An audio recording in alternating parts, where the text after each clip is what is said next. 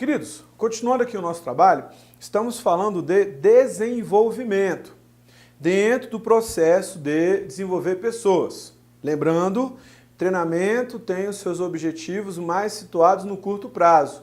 Desenvolvimento, médio e longo prazo. Seus objetivos estão situados a médio e a longo prazo, diferente do treinamento, porque treinamento é a curto prazo. Então os objetivos aqui, ó, situados a médio e a longo prazo, visando proporcionar ao homem aqueles conhecimentos que transcendem o que é exigido no cargo atual, preparando a pessoa para assumir funções mais complexas ou funções mais numerosas. Essa é a ideia do programa de desenvolvimento. Eu costumo dizer que treinamento é para todo mundo. Desenvolvimento é só para aquele profissional, para aquelas pessoas que a empresa entende que realmente tem o perfil adequado e tem condições de ascender profissionalmente. Para esse profissional é que existe o desenvolvimento, este programa de aprofundamento, este programa que de fato você tem, né? E você visa, você busca essa ascensão profissional, sempre pensando a médio e a longo prazo. O desenvolvimento também pode proporcionar novos talentos, indivíduos com potencial e proporcionar oportunidades, né, de desenvolvimento para os mesmos. Promover as pessoas utilizando como critérios básicos a competência e como critério básico a motivação. Quem é que não se motiva com a possibilidade de crescer? Quem é que não se motiva com a possibilidade de ascender profissionalmente? O desenvolvimento dos funcionários de uma organização visa uma melhora na sua condição individual, na qualidade e na produtividade da empresa, além de estimular o aprimoramento das habilidades de cada funcionário. Você vai estimular o aprimoramento das suas potencialidades, o aprimoramento das suas habilidades. Esse também é o objetivo do programa de desenvolvimento dentro desse contexto de desenvolver pessoas. Mudando de assunto agora, terminamos o processo de desenvolver pessoas, vamos falar também mais ainda um pouquinho do processo de aplicar pessoas.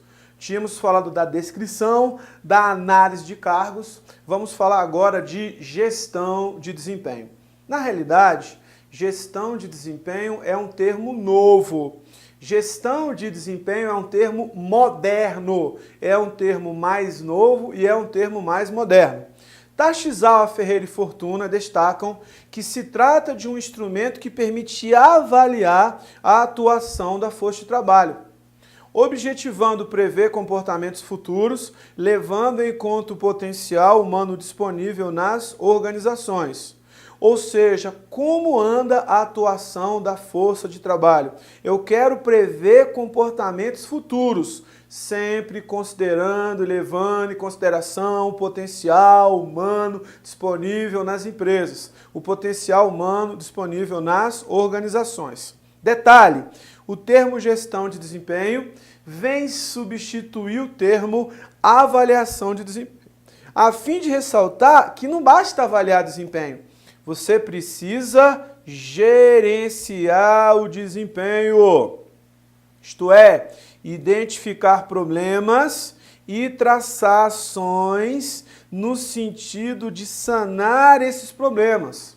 Você precisa resolver o problema. Para quê? Para que a pessoa continue a fazer um trabalho de qualidade, para que a pessoa continue a fazer um trabalho com precisão, para que a pessoa continue a fazer um trabalho com excelência. Além disso, ressalta-se o valor das informações geradas pelas sistemáticas de avaliação de desempenho para subsidiar outras ações de gestão de pessoas. Então, detalhe importante, o termo gestão de desempenho é um termo novo e vem substituir o termo avaliação de desempenho. Avaliação de desempenho diz respeito às técnicas tradicionais. Só que tem um detalhe, as técnicas tradicionais não estão desprezadas. Então, nós temos aqui um prédio, a base do prédio é a avaliação de desempenho. A avaliação de desempenho diz respeito às técnicas tradicionais. O prédio todo é a gestão de desempenho. A base do prédio é a avaliação, o prédio todo é a gestão de desempenho. Então, gestão de desempenho é um termo moderno, não basta só avaliar, mas avaliar é importante. Gestão de desempenho é um termo novo e ele tem sempre uma visão projetiva, uma visão de futuro. Para quê? Sempre pensando em melhorar o desempenho das pessoas e sempre pensando em trabalhar com o perfil adequado das pessoas. Eu vou gerenciar o desempenho, de forma que a pessoa possa fazer um trabalho de cada vez mais qualidade, cada vez mais excelência e cada vez mais precisão. Lembrando que as técnicas tradicionais de avaliação de desempenho não estão de todo desprezadas. Beleza? Tranquilo? Brandão e Guimarães destacam que gestão de desempenho faz parte de um processo maior de gestão organizacional, que permite rever estratégias, rever objetivos, rever processos, procedimentos de trabalho, rever a política de recursos humanos, entre outros, né? Objetivando a correção de desvios, dando sentido de continuidade e sentido de sustentabilidade à organização. Professor, sentido de continuidade e sentido de sustentabilidade é exatamente sentido de continuidade e sentido de sustentabilidade à organização. O que significa dizer? A minha empresa vai trabalhar com o seu principal recurso. O seu principal recurso são as pessoas. O seu principal recurso é o recurso humano, principal recurso de uma empresa, principal recurso organizacional. Porém, as técnicas tradicionais não estão desprezadas. Beleza? Vamos começar uma técnica tradicional agora, que é a escala gráfica. Escala gráfica é a técnica mais utilizada, disseminada e simples. Necessita de cuidados para evitar e neutralizar a subjetividade e evitar o pré-julgamento do avaliador. Ela avalia o desempenho das pessoas através de fatores de avaliação, fatores previamente definidos e fatores graduados. Assume a forma de um formulário de dupla entrada. As linhas em sentido horizontal representam os fatores de avaliação de desempenho e as colunas em sentido vertical, os graus de variação daqueles fatores. Vou colocar um exemplozinho aqui, ó. Escala gráfica. Estou avaliando alguém. Produtividade, 8. Assiduidade, 6. Vamos avaliar alguém aqui, ó. Interesse, 4.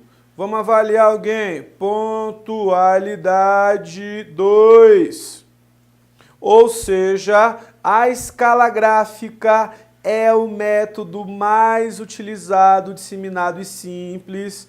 Ou ele trabalha com notas, ou ele trabalha com menções. Então você tem o quesito e você tem a nota. Você tem o quesito e você tem a menção. Beleza? Algumas empresas fazem uma média. 8 mais 6, 14. 14 mais 4, 18, mais 2, 20. Somando aqui tudo dá 20. Você pega 20, você divide lá por 4, porque eu coloquei aqui 4 notas para dar como exemplo, e você tem uma média 5. Aí você vai avaliar se essa média 5 está adequada, se ela está na média acima ou abaixo, depende, né? Se a avaliação mínima for 6, está abaixo. Se a avaliação de desempenho for 5 mínimo, está ali raspando direitinho, né? Ou seja, a escala gráfica é a técnica mais utilizada, trabalha com notas ou trabalha com menções para avaliar o desempenho do colaborador, para avaliar o desempenho do funcionário. Beleza? Temos também a escolha forçada. né? Lembrando que a escala gráfica é a mais utilizada, tanto na empresa privada quanto na administração pública, inclusive no estágio probatório.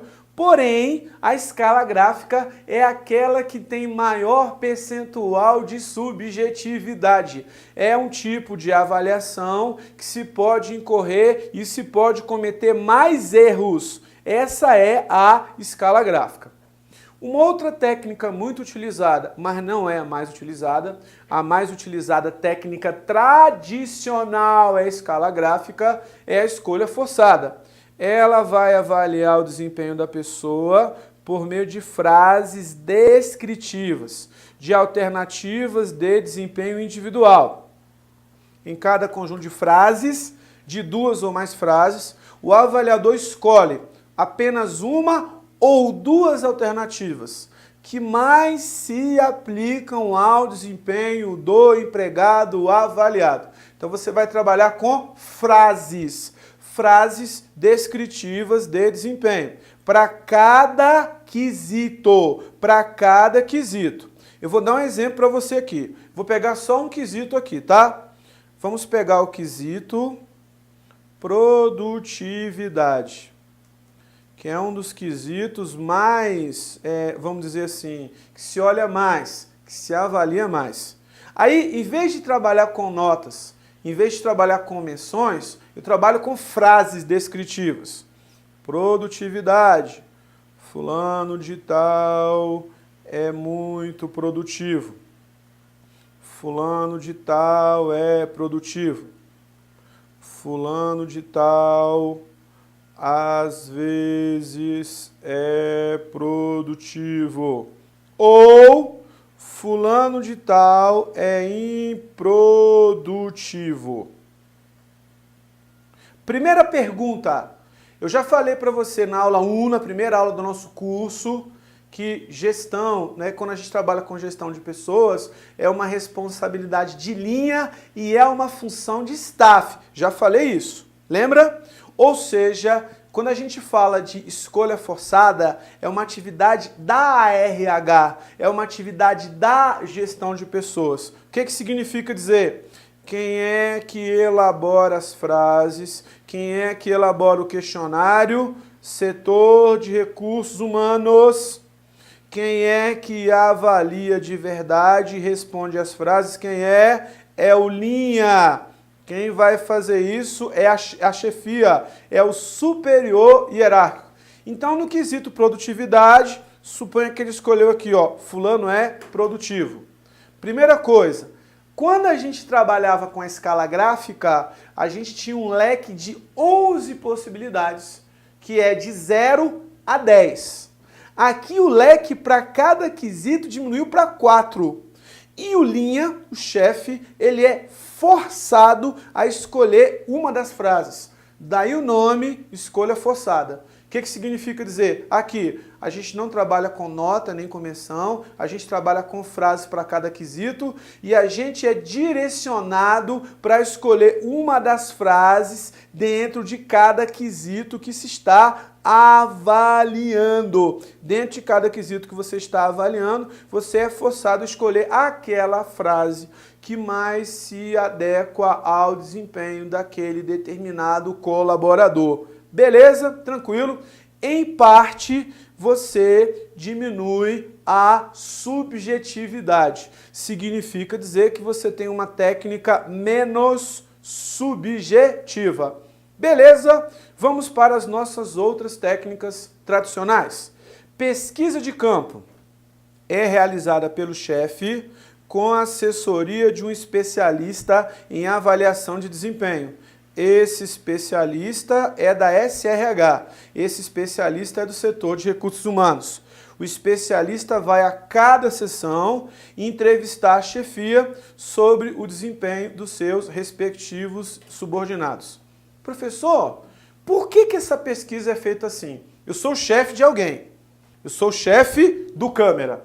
Tem um câmera aí, exemplo, nem tem, tá? Suponha que tem um chefe do câmera, que o chefe sou eu. Alguém do setor de recursos humanos vem e me entrevista a respeito do câmera. Aí eu avalio ele. Por que você faz essa pesquisa de campo? Para colher impressões. Por exemplo, né?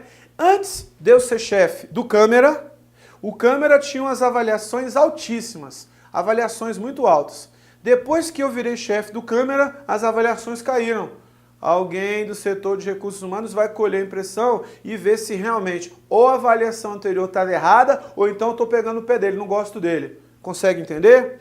Outra coisa importante, se eu faço a pesquisa de campo junto com uma outra técnica, nós temos os métodos mistos. Por exemplo, vem alguém lá do setor de recursos humanos fazer a minha escala gráfica junto comigo com relação à avaliação do câmera. O que significa dizer? Métodos mistos. O que são métodos mistos? Quando as organizações recorrem a uma mistura de métodos na composição do modelo de avaliação de desempenho.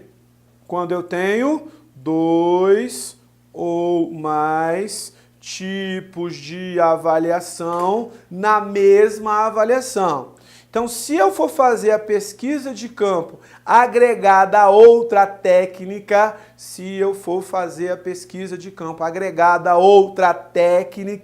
significa dizer que, além da pesquisa de campo, nós temos os métodos mistos. Sempre partindo daquele pressuposto. Avaliar o desempenho do colaborador não é uma função exclusiva da chefia, não é uma função exclusiva da assessoria, é função dos dois. É função de linha e é responsabilidade de staff. Beleza? Outra técnica, técnica dos incidentes críticos. É uma técnica baseada nos extremos. O supervisor imediato observa e registra os fatos excepcionalmente positivos e os fatos excepcionalmente negativos a respeito do desempenho dos seus subordinados. Você não avalia todos os quesitos. Você só avalia aspectos positivos e só avalia aspectos negativos. Lembra da minha escala gráfica? Por exemplo, estou fazendo avaliação por incidentes críticos. Estou só aproveitando os números. Eu iria avaliar a produtividade, que o cara está muito bem, e a pontualidade, que o cara está muito mal. Ou seja, um aspecto muito positivo e outro aspecto muito negativo. Isso é avaliação por incidentes críticos. Professor, para que fazer uma avaliação assim? Por uma razão muito simples. Quando a gente faz uma avaliação assim, a gente estuda aquilo que está muito bom, ou então aquilo que está bom, mas pode até melhorar, e a gente estuda aquilo que está ruim. Por exemplo, vamos estudar a produtividade? Produtividade 8. Por que não é 10? Ou, vamos supor, não é o caso, se fosse 10, será que não é o momento de rever as metas, rever as cotas, rever os objetivos? Ou seja, você faz uma avaliação por incidentes críticos para fazer um estudo, para fazer uma análise. Beleza? Tranquilo. E outra, se você analisa a pontualidade da pessoa nota 2. Por que a pontualidade está 2? Por que a pessoa não consegue chegar na hora? Por que nesse quesito ela está tão mal? Muitas vezes ela pega o primeiro ônibus, só que mesmo pegando o primeiro ônibus, ela mora tão longe que ela não consegue chegar no horário. Você pode rever o horário da pessoa. Moral da história, a avaliação por incidentes críticos serve de estudo, serve de análise. Mais na frente, nós vamos estudar os erros nas avaliações de desempenho. Quando eu uso a avaliação por incidentes críticos, eu posso incorrer no erro. Que erro é, professor? O erro é sempre utilizar os mesmos critérios de avaliação, que lá na frente a gente vai aprender que é o critério único. Se eu sempre utilizar a avaliação por incidentes críticos. Então a avaliação por incidentes críticos é uma avaliação extrema, não é uma avaliação corriqueira, não é uma avaliação que eu vou usar todos os dias, é uma avaliação extrema, onde eu vou trabalhar com extremos. Beleza? Outras formas de avaliação. Comparação aos pares. Para que significa 2 e para que significa iguais. Aqueles que estão no mesmo cargo, na mesma hierarquia, na mesma posição. Então você vai comparar de cada vez 2 a 2 colaboradores. Se anota na coluna da direita aquele que é considerado melhor quanto ao desempenho, podendo ainda utilizar fatores de avaliação. Então você pega aqui Maria e João, produtividade, Maria é melhor, assiduidade, João melhor, e assim sucessivamente. Você vai fazendo uma comparação. Lembrando, eu poderia pegar os dois e fazer a escala gráfica comparando um ao outro. Se eu fizesse isso, além da comparação aos pares junto com a escala gráfica, eu teria métodos mistos. Quando é que eu tenho métodos mistos? Quando eu tenho 2 ou mais tipos de avaliação na mesma avaliação. Aí eu tenho métodos mistos. Essa avaliação que a gente chama, essa avaliação que a gente classifica de métodos mistos. Beleza? Temos também a autoavaliação. O próprio colaborador é solicitado a fazer uma sincera análise das suas próprias características de desempenho. Presta atenção, hein? Se eu for sincero, essa avaliação é muito boa. Por quê, professor? Eu sou a pessoa mais indicada para determinar meus pontos fortes, meus pontos fracos, minhas potencialidades e as minhas dificuldades. Eu sou a pessoa mais indicada. Tudo bem? Ou seja, eu sou a pessoa que, se eu fizer uma análise sincera, eu sei detectar exatamente o que eu desenvolvo bem, o que eu não desenvolvo bem, o que eu faço com qualidade, o que eu gosto de fazer, o que eu não gosto de fazer. A autoavaliação utiliza modelos variáveis, inclusive baseado nos métodos de avaliação já descritos. Se eu próprio fizer a minha escala gráfica, autoavaliação mais escala gráfica, 2 ou mais técnicas na mesma avaliação, aí nós temos os métodos mistos. Beleza? Nós temos a avaliação por resultados e a avaliação por objetivos. Elas são parecidas, mas não são iguais. Presta muita atenção que elas são parecidas, só que elas têm uma diferença fundamental. Avaliação por resultados. Compara periodicamente os resultados fixados pela empresa com os resultados efetivamente alcançados.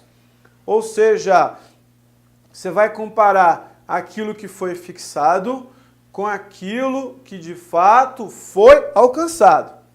A análise dos resultados permite a identificação dos pontos fortes e fracos do colaborador e as providências necessárias para um próximo período. Então, a avaliação por resultados. A empresa avalia o desempenho do colaborador de acordo com a meta, com o objetivo que ela fixou. Então ela vai avaliar o resultado em cima daquilo que ela pré-estabeleceu, em cima daquilo que ela pré-determinou. Já a avaliação por objetivos, existe uma negociação.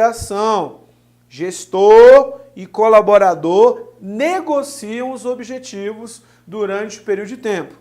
Os objetivos devem ser específicos, devem ser mensuráveis, estarem alinhados aos objetivos da empresa. Periodicamente, gestor e colaborador devem se reunir e discutir o nível de desempenho, podendo ser renegociados os objetivos. Lembrando que o desempenho deve estar limitado aos objetivos negociados. Moral da história, avaliação por objetivos, você tem uma negociação prévia entre gestor e colaborador. Há uma negociação, os dois negociam. Se os dois fazem uma negociação e se os dois negociam, significa dizer que você só pode cobrar aquilo que foi previamente estabelecido. Você só pode cobrar aquilo que foi de fato negociado. Você não pode cobrar nada daquilo, né, além daquilo que foi negociado. Só o que foi negociado. Então, a avaliação por resultados, a empresa vai cobrar a meta e a cota que ela estabeleceu. Avaliação por objetivos, você vai ter a cobrança daquilo que foi negociado entre gestor e entre colaborador. Tranquilidade, sem dificuldade. Conclusão, Existem diversos métodos para efetuar a avaliação de desempenho, uma vez que cada organização tende a ajustar os métodos à sua cultura e às suas necessidades. Não existe um método melhor, não existe um método pior. A empresa vai trabalhar e vai buscar o método mais adequado, o método que esteja mais adequado ao seu contexto, o método que esteja mais adequado às suas necessidades. Tranquilo, sem dificuldade, são técnicas tradicionais. Só que existem erros na avaliação de desempenho. Os avaliadores são pessoas com diferentes visões de mundo. Se os critérios de avaliação não forem claros e bem definidos, e se não houver um preparo desses avaliadores, esses erros tendem a ocorrer com muita frequência e geram uma série de problemas para os indivíduos e para a organização. Você quer ver uma coisa? Você já ouviu falar de um curso, de um treinamento para ensinar um líder a avaliar o colaborador? Dificilmente você vai ver isso. Praticamente não existe nas empresas. Ou seja, quando eu viro líder, quando eu passo a exercer um cargo de liderança, muitas vezes não me prepararam para avaliar os membros da minha equipe. Em consequência, a avaliação muitas vezes tende a ser uma avaliação equivocada e eu posso cometer erros na minha avaliação. De acordo com Mushinski, Tashizawa, Ferreira e Fortuna e Robbins, os erros mais comuns são: primeiro, efeito halo. Ocorre quando o avaliador toma apenas um aspecto no qual o profissional se destaca ou apresenta desempenho inadequado e generaliza todos os outros aspectos, sendo injusto na sua avaliação. É uma tendência do avaliador em ou superavaliar o desempenho de seus funcionários, de acordo com a imagem que criou dessa pessoa. Por exemplo, vou avaliar alguém, a menina é tão bonita, nossa, ela tem uma roupa bonita, tem um cabelo bonito, tem um cheiro bom. Peraí, você está avaliando a beleza ou o desempenho da pessoa? Se você está pegando a beleza e generalizando todos os demais, efeito halo. Ou às vezes é um aspecto negativo. Como ela é fofoqueira, como ela fala demais, como ela fala borracha. Ou seja, você está avaliando o desempenho ou você está avaliando se a pessoa fala demais, se ela é fofoqueira. Se você está avaliando um aspecto negativo e você está generalizando os demais, significa dizer que é efeito halo. Presta atenção, existem autores que admitem o efeito halo na seleção. Seleção não é a escolha do melhor? O camarada vai fazer parte de uma seleção, eu olho uma característica positiva ou negativa, e em cima dessa característica generalizo as demais características e não quero aquela pessoa, sou injusto na seleção. Se cair numa prova que você tem na seleção o efeito halo, não está errado, é admissível. Alguns autores na seleção chamam generalização. Você generalizar um determinado comportamento de acordo com a imagem que você criou. Tudo bem? Então, efeito halo, regra, é um erro na avaliação de desempenho, mas também é admitido ter o efeito halo no momento da seleção. Então tem autor que aborda assim. Então lá na seleção pode cair na prova que eu generalizei, generalização ou cometi o efeito halo. Sem problemas, é admissível isso em gestão de pessoas. Temos aqui também, queridos, a leniência ou complacência. Significa panos quentes. É a tendência do avaliador de abrandar o seu julgamento a respeito do avaliado. Evitar feedbacks autênticos. O que Tashizawa, Ferreira e Fortuna chamam de panos quentes. O camarada ficou com uma média 5 lá na escala gráfica. A gente dá uma mexidinha nas notas para não prejudicar ele, porque ele é nosso amigo, e ele sobe lá para um 6,5. Eu não estou dando feedback autêntico, o autêntico seria 5. Eu estou dando uma melhoradinha, dando uma aperfeiçoada, estou passando a mão na cabeça dele para não prejudicar. Como se chama esse erro? Leniência ou complacência, que significa panos quentes. Beleza? Daqui a pouco a gente mostra para você outros erros de avaliação de desempenho. Me aguarda. Um abraço!